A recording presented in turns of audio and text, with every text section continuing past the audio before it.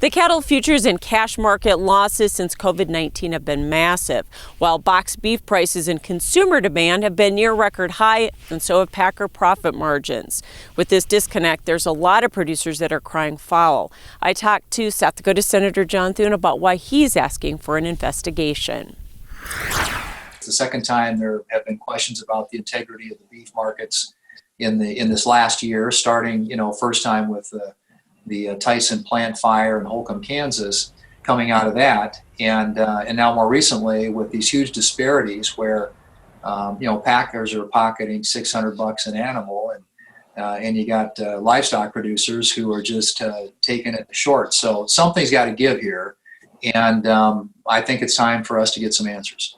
Cattle producers would suggest that they are being basically ripped off, I hate to use that term, by the packers. Some people have said that the system is broke. So what is it? I mean, obviously there are laws on the books that prevent anti-competitive and practices that border on monopolistic, if you will. And I think, that's a Justice Department issue. But there are also things that Congress could do, and we'll take a look at what both USDA and DOJ can come up with. If we can get DOJ to launch an investigation, USDA indicated that they will. But we've had these investigations before, Senator, and they don't come up with anything.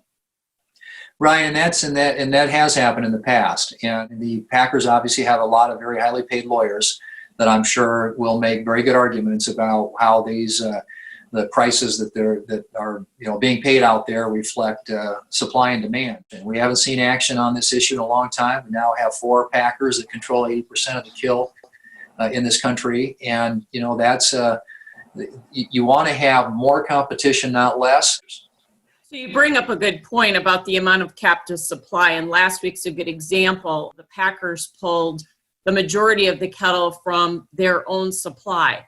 What do you do about that? We need a live cattle market out there that allows cow-calf operators, feeders, independent feeders, also who are losing money in this market to, they need to survive. We need them out there, and we need a viable cattle market. So I'm hoping we can get some answers.